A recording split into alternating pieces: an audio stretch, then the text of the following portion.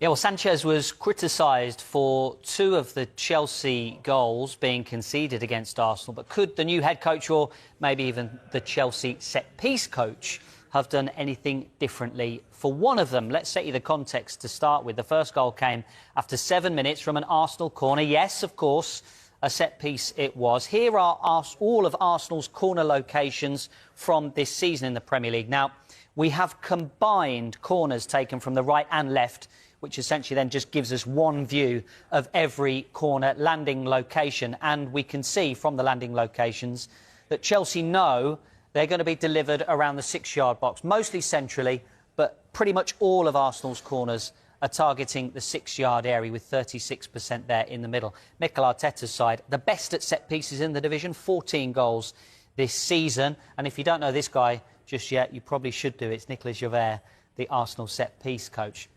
Now, Chelsea tried to counteract Arsenal by trying something different under Enzo Maresca at Stamford Bridge in the Premier League. Keep your eye on the left of the screen there as a Chelsea player starts in his own area, but then drags an Arsenal player away, and then check the run-up.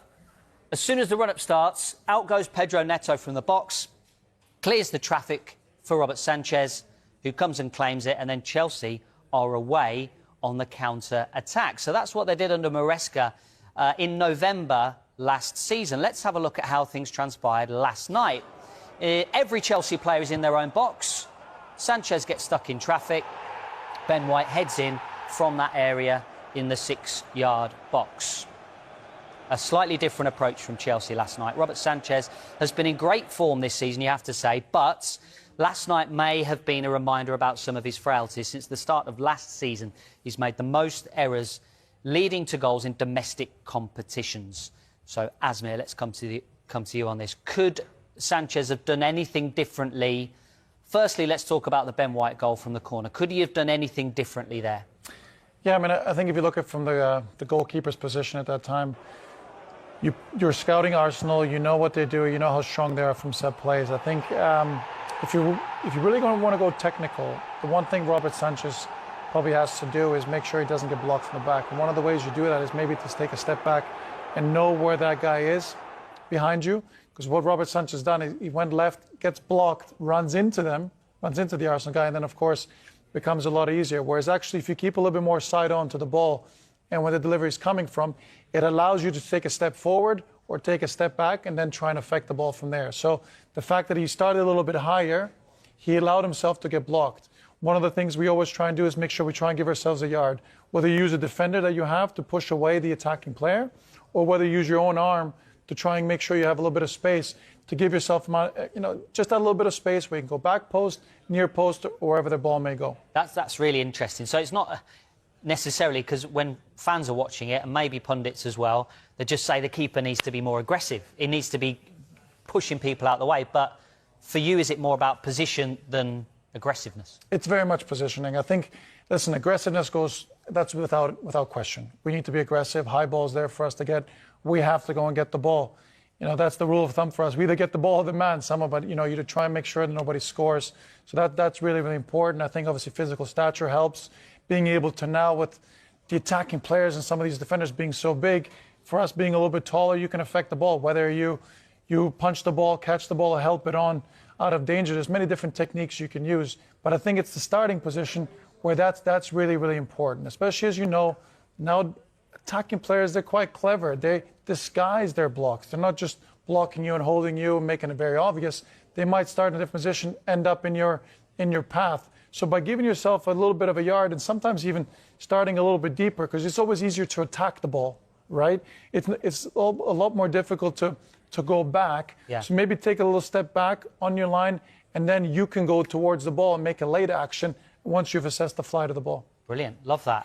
Let's talk more about that White goal, and not necessarily the goalkeeper, but more about the defensive setup. We obviously showed what they did under Maresca, where they were dragging players out. But from Chelsea's perspective last night, would the goalkeeper have had any say about how they set up the corners? Yeah, Dave, it's a big thing these days, right? I think if you look back a few years ago, there's a lot less people to ask. Usually you ask your defenders, your goalkeeper, what's the preferred setup, what do you feel comfortable doing, and then you make a decision from there. I think now with set piece coaches being full-time, having full autonomy of these things, they make a lot of decisions based on any team to make sure it's consistent for players. As players and goalkeepers come and go, they get changed.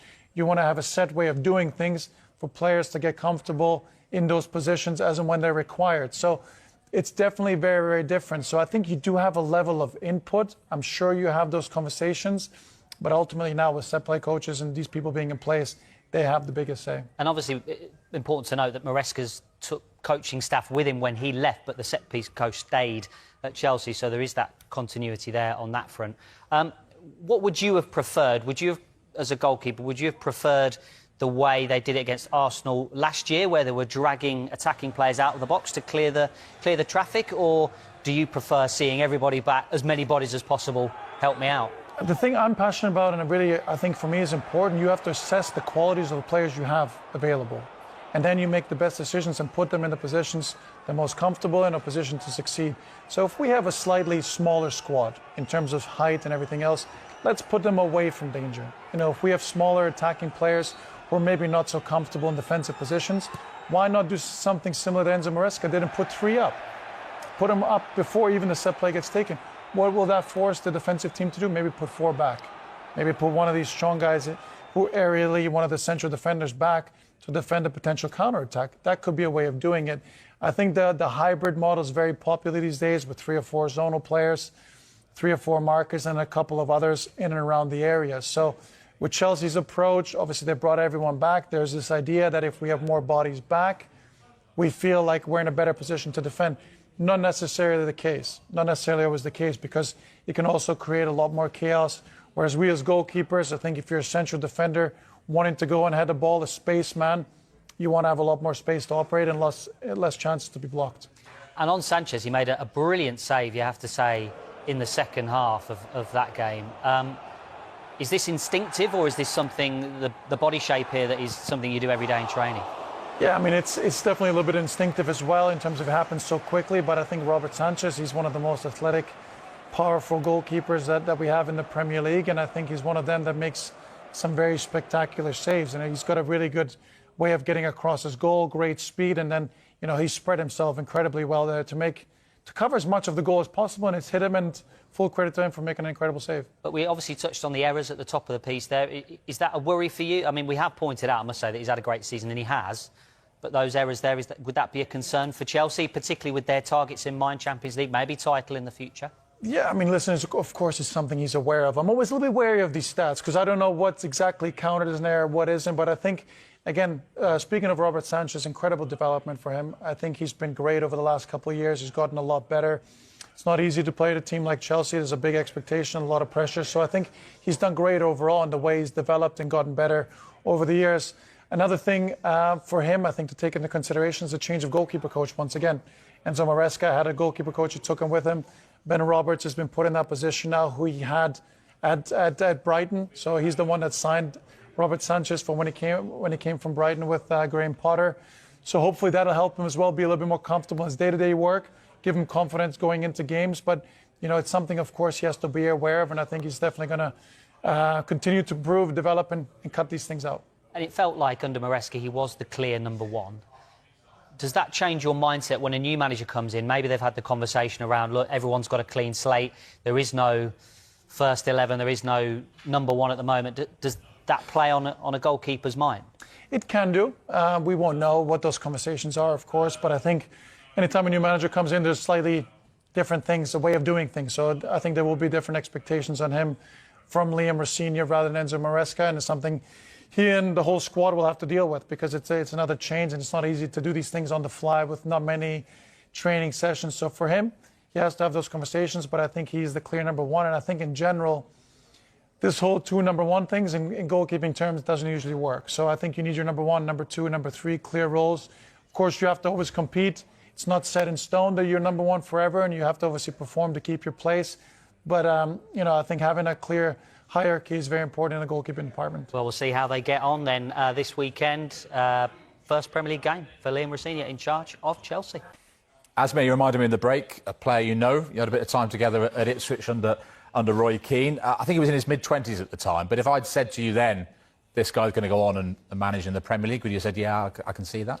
I can definitely see that. I mean, he was a great teammate, someone you saw at that time is very, very switched on, very smart, knows a lot about the game. Obviously, the game runs deep into his family. So, of course, I wouldn't have been surprised if you said to me he's going to be a Premier League manager in the future. Obviously, and he's done great. He's done great. I mean, his development, the way he's been in coaching and management now, he deserves this opportunity. Only 2 games in, and the football world doesn't hang around, so we're starting to make judgments already. How do you think he's doing?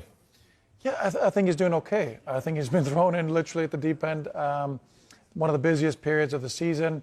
I think the challenge for him is, how do you get that message across to the players? How do you get your principles, the behaviors you want your team to have in a period where you have games every 3 or 4 days? You don't have a lot of time on the training pitch. So I guess you probably do it through video sessions, through conversations with players, and try and embed those little behaviors and habits into them as best as you can. So I think it's a big, big challenge for him. And of course, a club that has a lot of expectations, has some great players, and a club that where you need to win most games. Yeah, talk to me about that. I knew this very well because you were there. The size of the club, the expectations, the culture, the profile of managers they usually go for. So were you surprised when they went for Liam?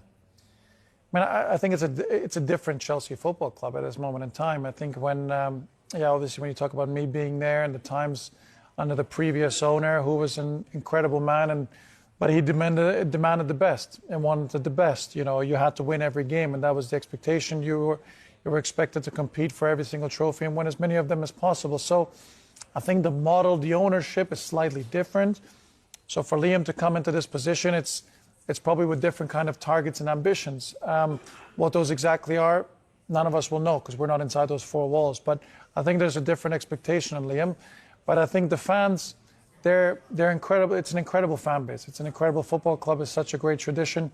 Who they want to win. They want to win as many games as they can and compete for the Premier League and the Champions League and for everything else. So they will still look at Liam to make sure to win games, but I think there's probably different kind of objectives from the ownership. Talk to me more about the players and their role in all of this.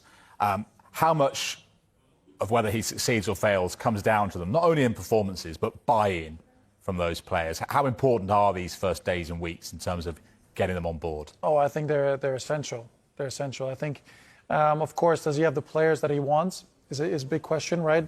The thing that he wants his team to do, are those players capable of doing that? That's the first question. I think that's something he might know a little bit beforehand, but I think he's going to analyze really right away in the beginning of the period, and then those players will see whether they fit in or fit out. So I think there's definitely a lot of questions to be answered and things to be figured out at the beginning, but that buy-in, that connection between head coach and players is incredibly important, because if you have that belief in what you're doing, you have the confidence in what you're doing, then all those other little things, as you mentioned about battles and duels, you're going to give that a little bit extra to make sure you achieve those things, and then the style of play will take care of the rest.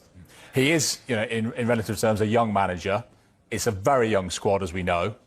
When you look at that squad, is it missing some experience, some age, some leadership there to help him? Jules, it all depends what the objective is. If you're wanting to win and compete for the Premier League, and I think you do need a level of experience and leadership in that squad to know what it takes to do that. So, of course, it does. But I think if the objective is slightly different, it's more on player development and being competitive, then maybe it doesn't. But then you can't be surprised if you aren't winning those things. They had some players missing last night for various reasons, suspension, injury, and illness. There's apparently a bit of a bug going around. We know what it's like in here. If someone starts coughing, a week later everyone's ill. What happens at a football club when that happens? What measures are taken?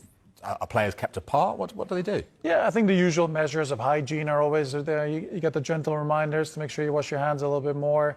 A lot more hand sanitizers pop up on tables here and there, and just be sensible in what you do. If you have a bug, don't be too close to anyone. Also, if it's not a huge training day or maybe a massively important training day, they might just keep you away from the group altogether. So there's different kind of measures. They might put you in a car to travel to games away from the team and separate them from close environments. So there's different kind of measures clubs can do.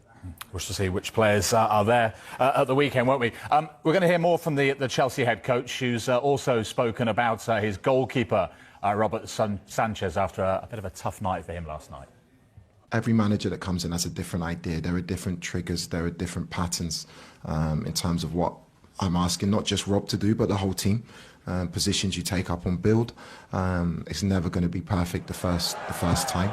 When it's right to be direct and to play, especially against the man-for-man press, it's the right thing to do. It's just making sure that the decision making, not just of Rob, but of the whole team, is there. That will come. And no doubt about Rob's had an outstanding season. Philippe showed really good signs of his understanding as well against Charlton. But what I have to do is to find balance. I want to win now. I want to improve the team and put my stamp on it. I'm here to assess every position. I don't have number ones or number twos. That's not how I work. If you look at me at every club, there has to be competition. I work on performance, not just in the goalkeeping department, but in every position on the pitch. And you have to earn your spot in this team. I have a very good squad. So for me, that's the message to all of the players. I don't have guaranteed number ones or guaranteed number nines. They have to earn their place in the team.